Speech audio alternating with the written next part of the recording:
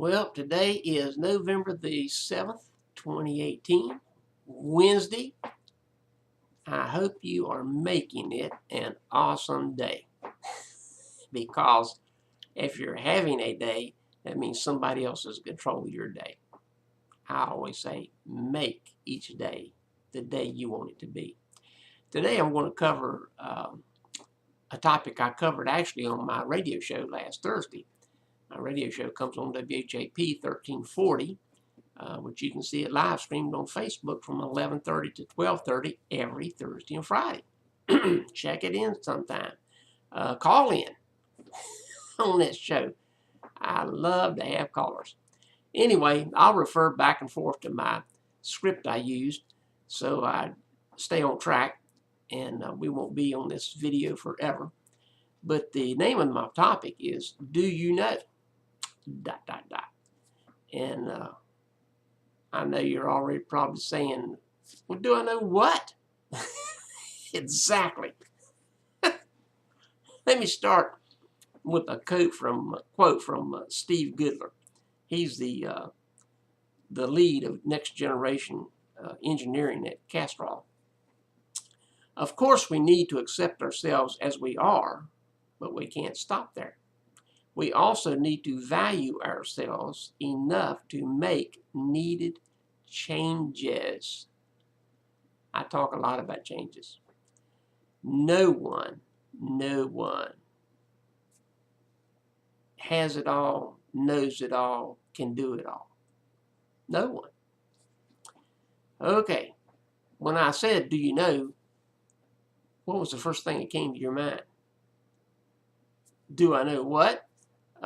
I know all about a certain sport. I know all about this business I'm in, or I know all about my job. What did come to your mind?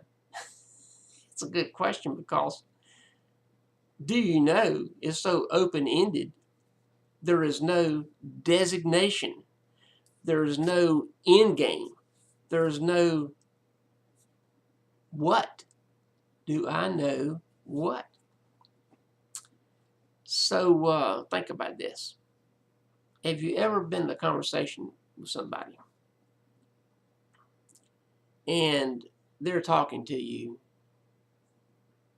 in general, and then they say, oh, do you know about the new policy that we have?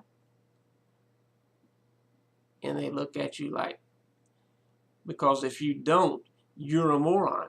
Wait. What new policy? What does it refer to? Is it about one of the equipment? Is it about office policy? Is it about how we sell? Isn't that irritating? Man, that irritates me so much because I've had people do that to me. Come up and ask me a question about something about which there's no reference point, just out of the blue. Of course, my thought about them, well, I can't say that, but anyway, when you don't know what you don't know, you're really in trouble. And I'm going to give some examples as I go through here. So if I refer to my script, don't get upset with me. I had somebody say, you need to look at the camera more. Well, I try to. Every once in a while, I need some kind of reference. Okay. There are people that erroneously think that if they don't know about a law, they can't be convicted of breaking it. No, I'm not kidding. I am not kidding. You know, the law is sort of like a pangram. A pangram is a sentence or a verse that has all the letters of the alphabet in it. Therefore, if you accidentally break a rule in whatever law, whatever state, whatever county you're in, I mean, there's a law I read about, a few years ago, that you couldn't spit tobacco on the sidewalk. Well, this law was written in the 1800s because sidewalks are wooden, and when they spit on them, of course, it just kind of sit there on the wood and soaked into the wood, and it made a big mess, and it was actually a hazard to people. Of course, you don't have that now, but it was a law in the books in this one city. So anyway, if you don't know about a law, you had no idea, but you broke it. Did you know, and I'm telling you right here, did you know that rule of that law is part of the whole law, and you're going to pay the price? Yes, you are. You're not going to be able to say, oh, sorry, officer, I didn't know about that. Too bad. You're in this city, you're in this town, you're in this state, you're in this country. You must apprise yourself of the law. Normally, most people have an innate sense of what's right and what's wrong. Doesn't matter what part of the country or the world you come from.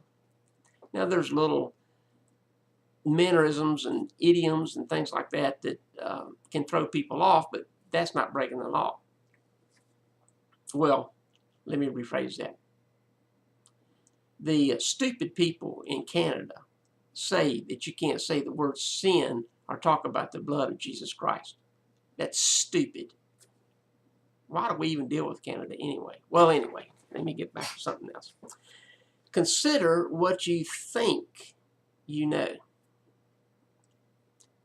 Do you know of anyone that decided to open a new business or wanted to start on their college, or a new education program, or a something to enhance what they did at their job? And they were all excited. They're thinking, wow, this will be fantastic. This will be awesome. And a few weeks, few months down the road, they're not doing it anymore. They failed. Did you wonder what happened to them? Let's go into this. Were they excited? Probably. Did they know what they were doing in their current job and figured that meant that no matter what they went into, that they could do it? I've met people like that. Was the education degree that they were seeking something they really wanted to pursue, or did they feel pushed into it? That's a good question.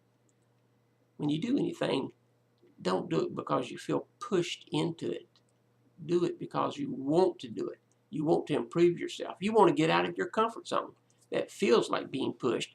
Actually, it's an encouragement. Okay, have you ever known of somebody, those of you that watch my videos that are Christians, have you ever known of somebody that became a Christian and man, they were so excited and everything was great and they loved everybody and oh man, they could just, and a few months down the road, they weren't anymore? The problem. What is the problem? The problem is they didn't know what they didn't know. I'm going to use Christianity as an example, you guys. Was it their fault that they failed? Let's think about that. A lot of people, oh, it wasn't their fault. Oh, they tried. It was just the wrong timing. The courses in the education thing were too tough. The job was too hard. They had a bad boss. The preacher wasn't right. Oh, man, give me a break. More likely, they didn't take time to find out what they needed to know before they started. Oh, I know, somebody out there's going to say, well, Reverend Booth, you don't just start being a Christian and find out everything beforehand. You are right. You're absolutely correct. Since I said I was going to use Christianity as an example, you're spot on. You were listening. So, what was the problem there with that person? How about the people, leaders and church members that were at the church didn't interact with them and help them come along to learn the ropes, so to speak, of Christianity. So in that position, I can't say it was that person's fault. It was the fault of the group. The group and the leaders of the group failed them for not having courses, instruction to teach them how to live a Christian life. It's not something easy at times. It is simple. But I gotta say, it's not easy sometimes. Let me move on. Let me zip down here, or you guys will think I'm being harsh or something. Really, I'm just trying to lay out probable facts. Oh man, successful people all over the world have found out that if you're going to do something, find out what it is, and I mean all, that you need to know so that you can approach whatever you're doing in a successful manner. You can't do it off the cuff. I hate people that have something regular that they do, but they just do it off the cuff. Whatever happens to come up. I wouldn't give you 2 cents for them. Why? They'd have no respect in this case. I wouldn't get on this program if I didn't have a script here to be able to tell you something and be logical in my progression so that you receive something from it. I would have no respect for you guys if I did that. No, this isn't off the cuff. I have spent hours in studying and putting together a script so I can talk to you guys for these few minutes. And actually, you derive a benefit from it. If you don't derive a benefit from it, don't watch me. Man, I wouldn't watch me.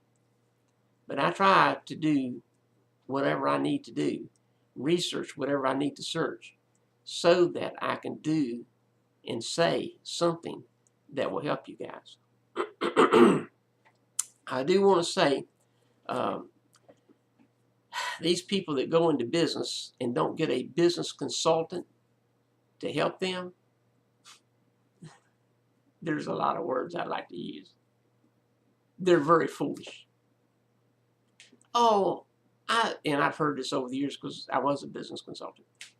I still do business consulting, but not as a primary source of income. Oh, why should I pay you? I know it all. Okay.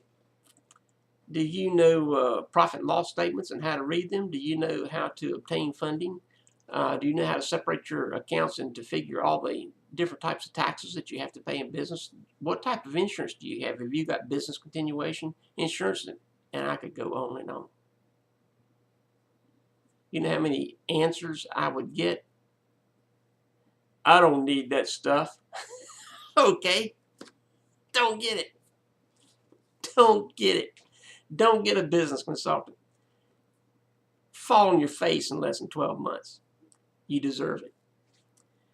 So I found that here's a good one, and I actually heard a man say this. He was a mechanic, and he says, I'm going to start my own mechanic business. Why should I make my current boss rich? I mean, I'm doing all the work.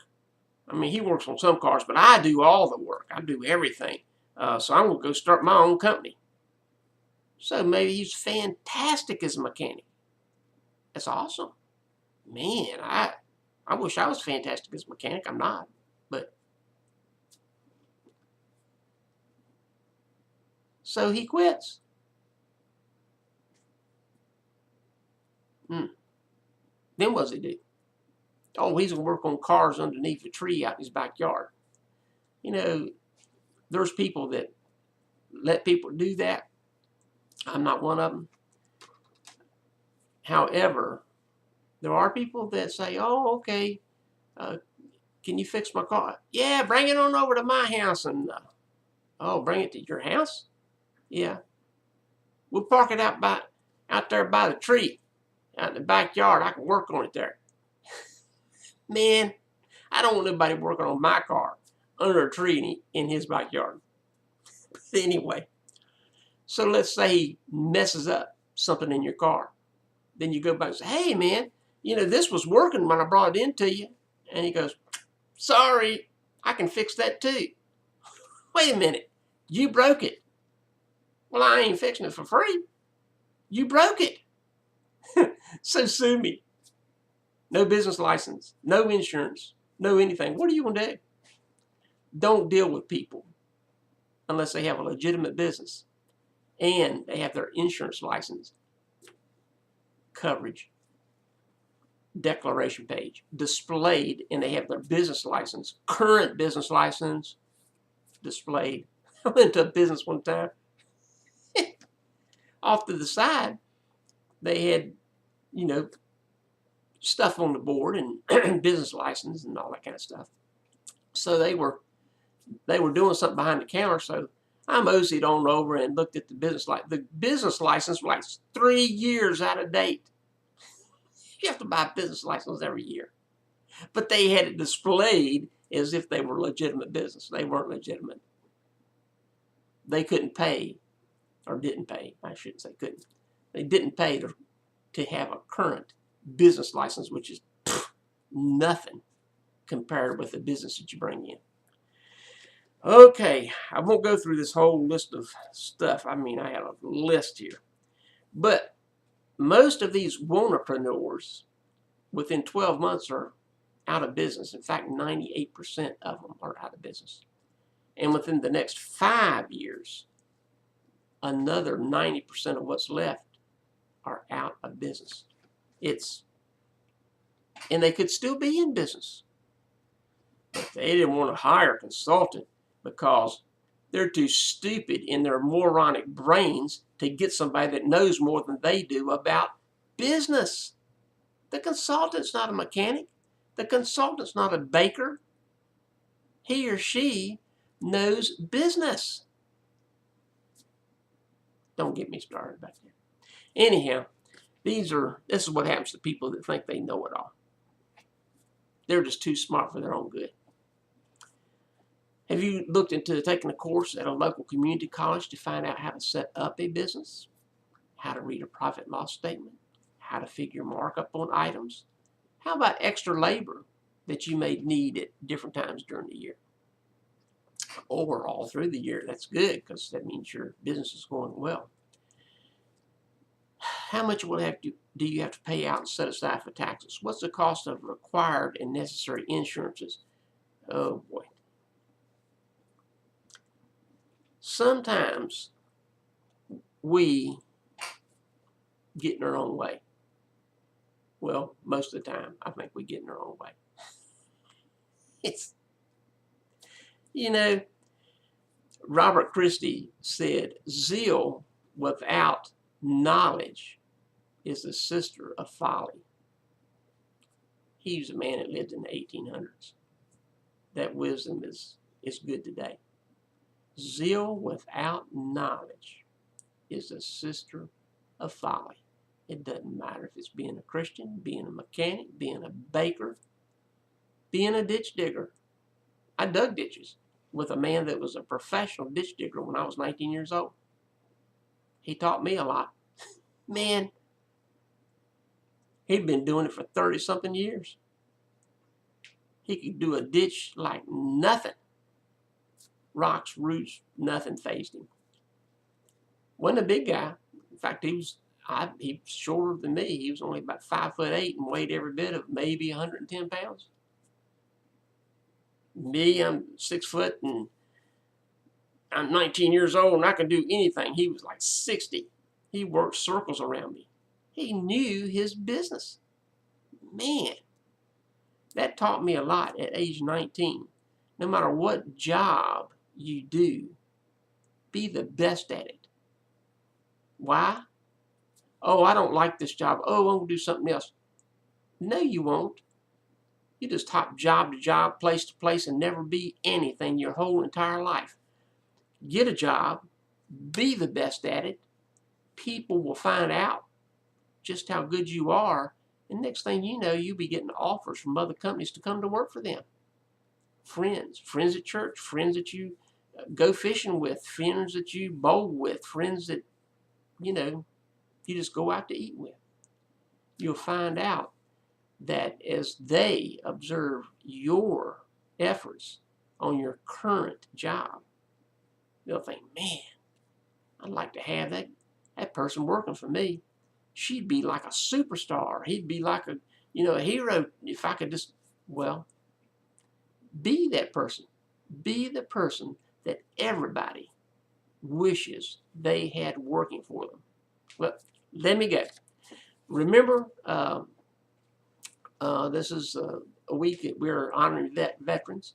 Veterans Day is November 11th, which is Sunday. And, tell the veterans you appreciate them. I know when I was in during Vietnam, I was in the Navy, and the military wasn't popular then. But that was what I felt I should do to help protect our country.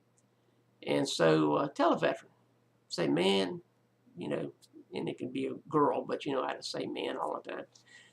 Whoever it is, tell them you appreciate their service. The police, the firemen, first responders, these guys and girls put their lives on the line every day. And I know there's only a small portion of our society that are in the military, are first responders. And we need to appreciate them and thank them for what they do, because in storms and natural disasters or accidents or whatever might happen, man, these guys and girls are there. They leave their families at home, and they're there for each one of us. Thank them. And you guys make it a terrific day.